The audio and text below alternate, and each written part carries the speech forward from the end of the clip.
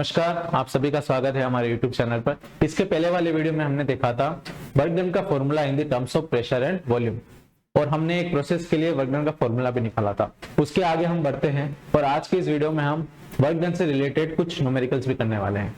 तो आज का हमारा टॉपिक शुरू होता है work done for the isochoric process. अब हमने पहले पढ़ रखा है इससे पहली वाली वीडियो में कि आइसोकोरिक प्रोसेस क्या होती है। ऐसी प्रोसेस जिस पूरी प्रोसेस के दौरान हमारा वॉल्यूम कैसा हो, सेम। आइसो का मींस होता है सेम एंड कोरिक का मींस होता है वॉल्यूम। ऐसी प्रोसेस जिस पूरी प्रोसेस के दौरान अगर अपना पूरा सिस्टम कांस्टेंट वॉल्यूम पे है तो उस प्रोसेस को हम बोलेंगे आइसोकोरिक प्रोसेस। अब हम इसके लिए निकालने वाले हैं वर्क डन। तो हमें पता है कि वर्क डन का फॉर्मूला होता है in the terms of pressure and volume integration of P into dV। अब यहाँ dV का मीन्स क्या है? अगर मैं dV को अलग से लिखूं तो dV का मीन्स है डेरिवेटिव ऑफ V। मीन्स हमें V का क्या करना है? डेरिवेटिव यानी डिफरेंशिएशन। अब हम यहाँ पे किस प्रोसेस के बारे में बात कर रहे हैं? Isochoric process. आइसोकोरिक प्रोसेस मतलब पूरी प्रोसेस के दौरान वॉल्यूम क्या है? कांस्टेंट। और हम डेरिवेटिव भी किसका निकाल रहे हैं? V का। और V हमारा इस प्रोसेस के अंदर क्या है? कांस्टेंट। तो हमें पता है कि हम जब भी किसी कांस्टेंट चीज का डेरिवेटिव निकालते हैं तो उसका हमेशा आंसर आता है अपने पास 0। तो derivative of a constant is always 0। तो हमें पता है कि आइसोकोरिक में वॉल्यूम अपना क्या है? कांस्टेंट। जब हम वॉल्यूम का डेरिवेटिव निकालेंगे तो हमेशा क्या आने वाला है? 0। तो हम जैसे ही dV को 0 लिख देते हैं तो हमारा टोटल वर्क डन भी कितना निकल के आता है? 0। तो हमेशा हमें ध्यान रखना है कि जब भी work done for isochoric process की बात हो तो हमारा वर्क डन कैसा आएगा? हमेशा 0, क्योंकि हमारा वॉल्यूम क्या है? कांस्टेंट। सो आप लिख लीजिए for isochoric process the volume is constant.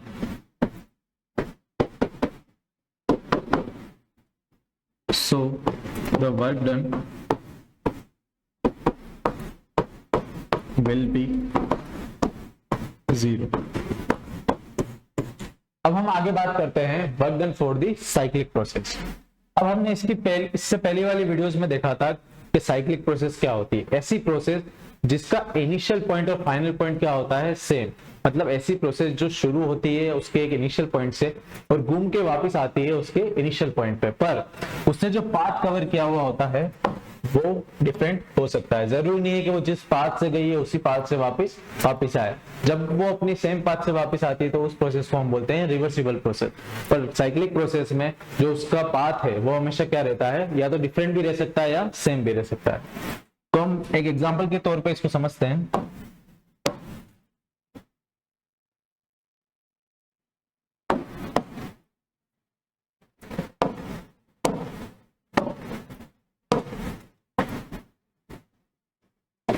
मान लीजिए आपकी एक साइक्लिक प्रोसेस है जो किसी एक ए पॉइंट से शुरू हुई और वापस ए पे आ गई। उसने ये पाथ कवर किया A B C D। तो जब भी work done for the cyclic process question में आए तो हमें कुछ नहीं करना है, हमें सिर्फ उस पूरे साइक्लिक प्रोसेस का एरिया निकाल देना है। हमने इंटीग्रेशन में पढ़ा था जब भी हमें किसी चीज का एरिया निकालना होता है तो हम उसका सिंपली क्या कर देते हैं? इंटीग्रेशन। तो यहाँ पे हमें किसका वर्क डन निकालना है? For a cyclic process. तो अपना ग्राफ अगर प्रेशर और वॉल्यूम के टर्म्स में है तो हमें सीधा उस प्रोसेस के लिए क्या निकाल लेना है? इस पूरे कर्व का area. For the work done we have to calculate the area of the curve। इस पूरे कर्व पाथ का हमें क्या निकाल लेना है? एरिया। और इसे हम बोलते हैं एरिया अंडर द कर्व।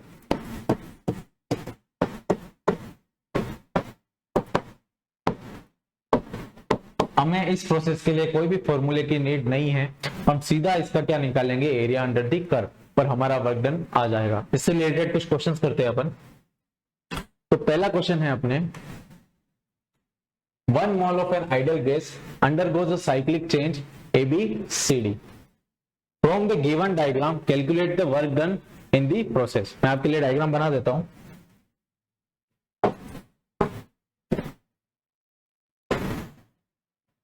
आपका ग्राफ दे रखा है प्रेशर और वॉल्यूम में। प्रेशर आपका गिवन है एटीएम में, एटीएम मीन्स होता है एटमॉस्फेरिक प्रेशर, और आपका वॉल्यूम दे रखा है लीटर में। इस पूरी प्रोसेस के दौरान उसने जो पाथ कवर किया वो था ABCD।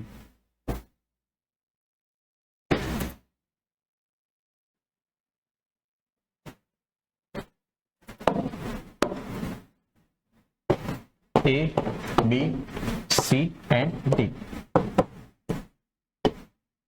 और इसके कुछ पॉइंट्स दे रखे हैं। इनिशियल पॉइंट दे रखा है इसका 1, इसका फाइनल पॉइंट दे रखा है 4, इसका इनिशियल पॉइंट दे रखा है 2 एंड प्रेशर का फाइनल पॉइंट दे रखा है 5।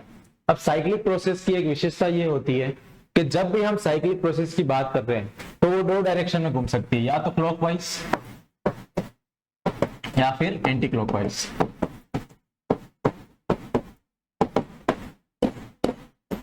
क्वेश्चन देखते हैं, सबसे पहले हमें ये आइडेंटिफाई करना है कि जो प्रोसेस दे रखी है वो क्लॉकवाइज डायरेक्शन में है या एंटी क्लॉकवाइज डायरेक्शन में। जब भी क्लॉकवाइज डायरेक्शन में है मतलब अपना वर्क डन हमेशा कैसा आएगा, पॉजिटिव।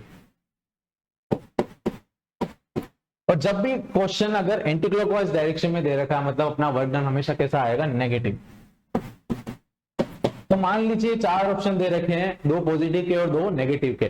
तो अपन क्वेश्चन को ऑप्शन इसी बात से एलिमिनेट कर सकते हैं कि अपनी प्रोसेस साइक्लिक है या क्लॉकवाइज है या एंटी क्लॉकवाइज। इससे ही आपके 2 ऑप्शंस तो वैसे ही कट जाएंगे। तो जब भी वर्क डन अपना क्लॉकवाइज हो तो हम उसे कंसीडर करेंगे पॉजिटिव, और जब भी हमारा वर्क डन एंटी क्लॉकवाइज हो हम उसे कंसीडर करेंगे नेगेटिव। तो हम शुरू करते हैं। ये प्रोसेस दे रखी है आपको ABCD। इस प्रोसेस के आपको इनिशियल और फाइनल पॉइंट्स दे रखे हैं, प्रेशर के भी और लीटर के भी। आपको क्वेश्चन में गिवन है 1 ATM equals to 10 to the power 6 dyne centimetre square. मतलब ये क्वेश्चन में अगर गिवन है तो हमें एटमॉस्फेयर को भी CGS यूनिट में बदलना पड़ेगा और लीटर को भी हमें CGS यूनिट में बदलना पड़ेगा। ये अगर आपको समझ में ना आए तो आपका क्वेश्चन गलत हो सकता है, क्योंकि आपको क्वेश्चन में पहले से गिवन है और आपका ऑप्शन जो है वो भी आपको अर्ग में दे रखा होगा। वर्क डन की यूनिट होती है अर्ग इन दी CGS, और MKS में होती है आपकी जूल। तो अगर आप यूनिट को सही मान के चलते हैं और यूनिट वाइज क्वेश्चन करते हैं तो आपका आंसर 100% सही आएगा। तो अपन क्वेश्चन में आगे बढ़ते हैं। हमें इस साइक्लिक प्रोसेस का वर्क डन निकालना है। तो सबसे पहले हमें क्वेश्चन में यह देखना है कि ये प्रोसेस क्लॉकवाइज है या एंटी क्लॉकवाइज। अब हमको पता चल रहा है कि इसके एरो जो है वो क्लॉकवाइज डायरेक्शन में, यानी अपना जो वर्क डन आने वाला है वो कैसा आने वाला है, पॉजिटिव। और साइक्लिक प्रोसेस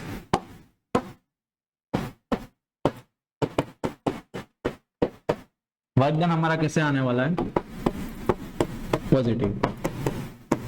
अब हम आगे बात करते हैं। इसका वर्क डन निकालने के लिए हमें सिंपल सा इसका क्या करना है, एरिया अंडर दी कर्व निकालना है। तो इस कर्व के, क्योंकि अभी हम बात कर रहे हैं नेट वर्क डन की, अभी हम पूरे सिस्टम के वर्क डन की बात कर रहे हैं, तो उसके लिए प्रोसेस अलग है। अगर पर्टिकुलर किसी पॉइंट के लिए पूछा जाए कि A और B के बीच का वर्क डन निकालिए तो उसके लिए प्रोसेस अलग रहने वाला है। तो अभी अब बात कर रहे हैं पूरे सिस्टम के वर्क डन की। तो जब भी पूरे सिस्टम के वर्क डन की बात हो तो हमें सिर्फ इस कर्व को देखना है। इस कर्व का शेप आपको रेक्टेंगल जैसा दिखेगा। ये कैसा शेप है अपना, रेक्टेंगल। हमें सिर्फ इस रेक्टेंगल का एरिया निकालना है और हमारे पास किसका आंसर आ जाएगा, इसके वर्क डन का। तो हमें पता है कि रेक्टेंगल का एरिया होता है length into breadth, length into breadth. अब हमें पता है कि लेंथ में है अपना प्रेशर। अब एरिया हम किसका निकालने वाले हैं, फॉर दी कर्व ABCD। तो हमें पता है कि ABCD अपना कैसा शेप है, रेक्टेंगल। तो अपन रेक्टेंगल का एरिया कैसे लिखते हैं, लेंथ इंटू ब्रेथ। अब लेंथ में है अपने पास या तो एडी ले लीजिए या फिर प्रेशर लिख लीजिए। लेंथ में है हमारे पास प्रेशर और ब्रीथ में है हमारे पास वॉल्यूम। अब देखिए हम इसकी बात करते हैं, सबसे पहले लेंथ की बात। तो यहाँ की जो वैल्यू है और यहाँ की वैल्यू है वो हमेशा क्या रहने वाली, सेम। वाई एक्सिस की वैल्यू पूरे इस प्रोसेस के दौरान क्या रहने वाली है, सेम।